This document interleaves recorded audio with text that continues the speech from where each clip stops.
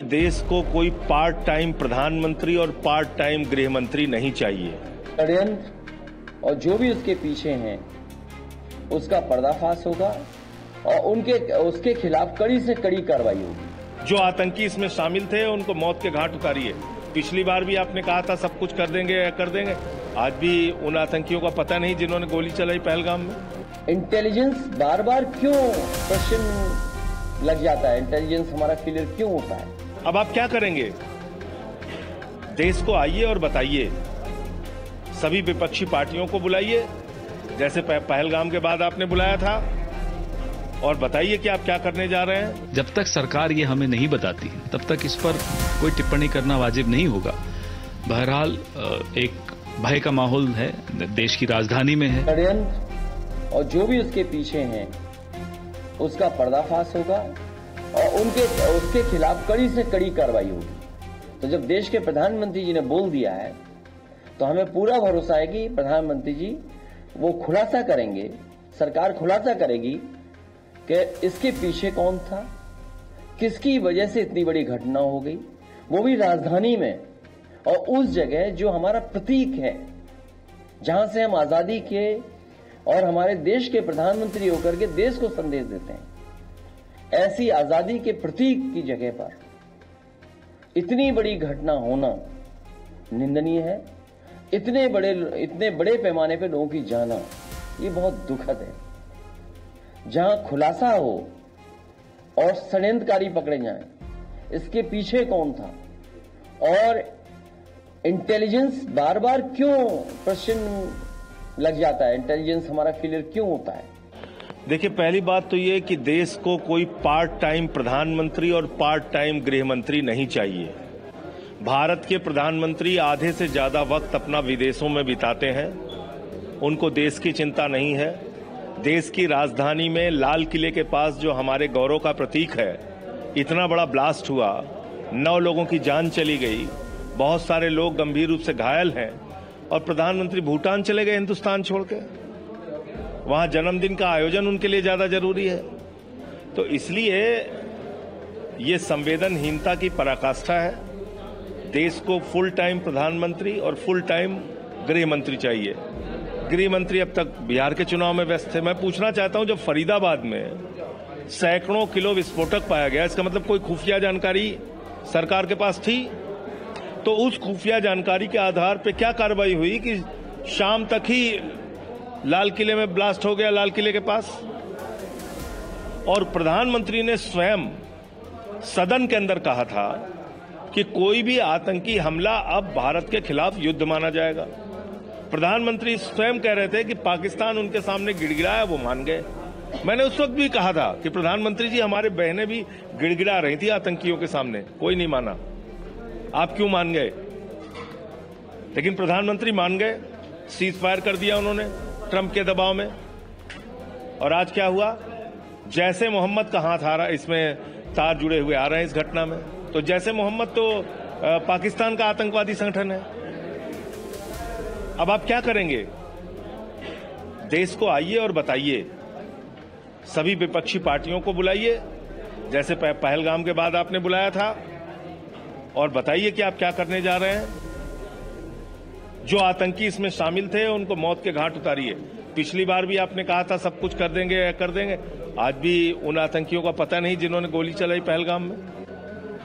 तो ये सारे प्रश्न हैं जो प्रधानमंत्री को उसका जवाब देना चाहिए। मैं प्रभु से हाथ जोड़कर प्रार्थना करता हूं, सर झुका के नमन करता हूं। जो निर्दोष लोग इस घटना में मारे गए हैं, उनकी आत्मा को प्रभु अपने चरणों में स्थान दे, उनकी आत्मा को प्रभु शांति दे, और जो परिवार इसमें आज पीड़ित हैं उनको ये अपार कष्ट सहन करने की शक्ति दे। खैर, प्रधानमंत्री तो भूटान चले गए, लेकिन जो चिंता और भय का माहौल पूरे देश में उपज रहा है, देश के मन में बहुत सवाल हैं।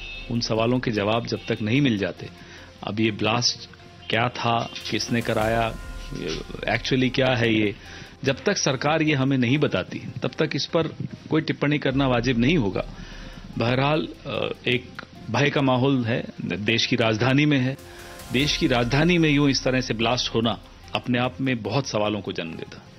लेकिन सर कैसे देखते हैं आप, क्योंकि ही सुबह में एनसीआर का ही इलाका पड़ता है फरीदाबाद बिल्कुल, वहां पर 2900 किलोग्राम ऐसा मटेरियल मिलता है जो एक्सप्लोसिव डिवाइस बनाने, एक्सप्लोजन के लिए इस्तेमाल किया जाता है। बॉम्ब मेकिंग जो मटेरियल है वो इतनी बड़ी मात्रा। बहुत हैरानी की बात है, चौंका देने वाली बात है कि अभी तक हमें इसका जवाब नहीं मिला कि पुलवामा में 350 किलो आरडीएक्स कैसे पहुंचा। इस बात को 6 साल से ऊपर हो गए हैं, अभी तक जवाब नहीं मिला। और उस वक्त के जो गवर्नर थे सतपाल मलिक, उन्होंने कई बार इस पर उंगलियां उठाई, सवाल उठाए, लेकिन जवाब नहीं मिले।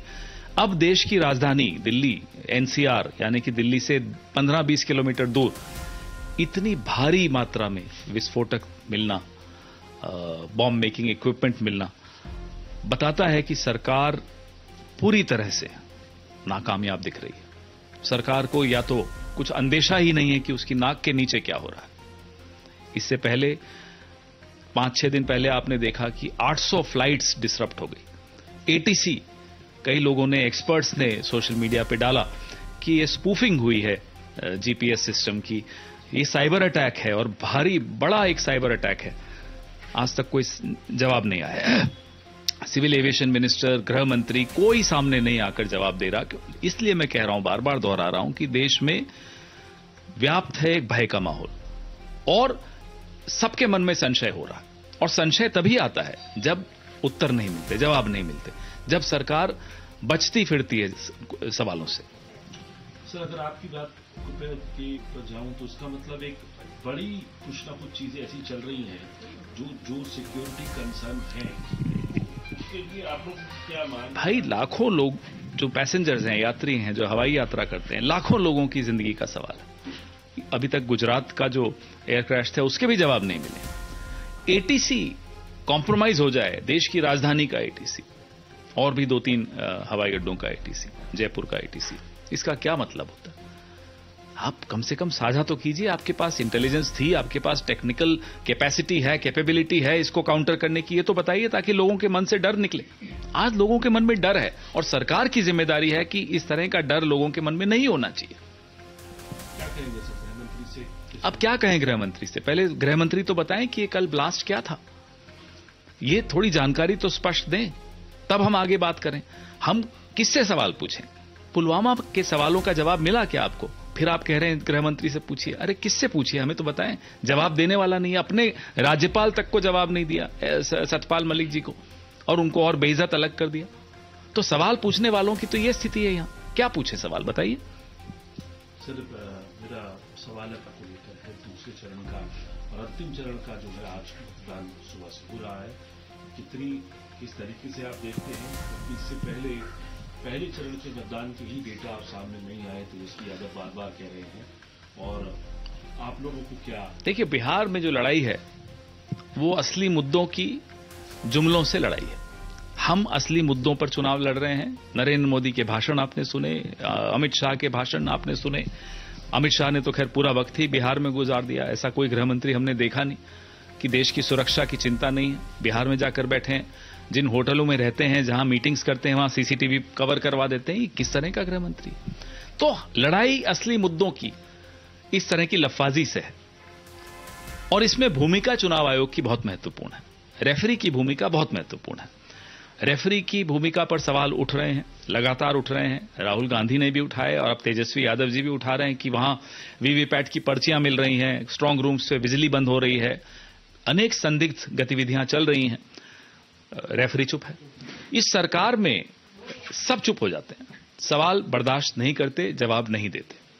आप व्यवस्था से लड़ रहे हैं, जो जिस व्यवस्था हम सब व्यवस्था से ही लड़ रहे हैं। हम व्यवस्था से ही लड़ रहे हैं और हमें कई बार यह भी लगता है कि अकेले लड़ रहे हैं, सिर्फ विपक्ष लड़ रहा है, मीडिया भी नहीं लड़ रहा, मीडिया भी सवाल नहीं पूछता। हैरानी की बात है कि एटीसी पर साइबर अटैक हो, मीडिया में सवाल नहीं उठे। हैरानी की बात है कि 16-17 घंटे 18 घंटे हो गए ब्लास्ट को, देश की राजधानी में 8 से ऊपर लोग मरे हैं, कई लोग घायल हुए हैं। कौन से सवाल पूछे जा रहे हैं? हमें तो नहीं लगता। सिर्फ आपदा में अवसर कैसे ढूंढें, ये हो रहा है। कैसे पोलराइज करें देश को, ये हो रहा है। सवाल का जवाब नहीं मिल रहा, सवाल पूछे भी नहीं जा रहे। हैरानी की बात यह है। पहला चरण जो था आपने बिहार में बहुत दिखाया है। पहला चरण और अब दूसरा चरण आज कंप्लीट हो जाएगा। महागठबंधन कितना आश्वस्त है, क्योंकि आंकड़े जो हैं एनडीए की तरफ से 160 का आंकड़ा गृहमंत्री पहले दे चुके हैं, 160 प्लस का आंकड़ा, और लगातार जो एनडीए के उनको गृह मंत्रालय छोड़कर ये कोई सीएसडीएस वीएसडीएस ज्वाइन कर लेना चाहिए। अपने आप को बहुत तोप समझते हैं, तुर्रम खान समझते हैं, उनको कोई ज्यादा समझ नहीं है। 400 पार वाले यही लोग थे, तो इनको छोड़िए, जो बोलते हैं बोलने दीजिए। प्रभातखबर.com, विश्वास वही, रफ्तार नहीं।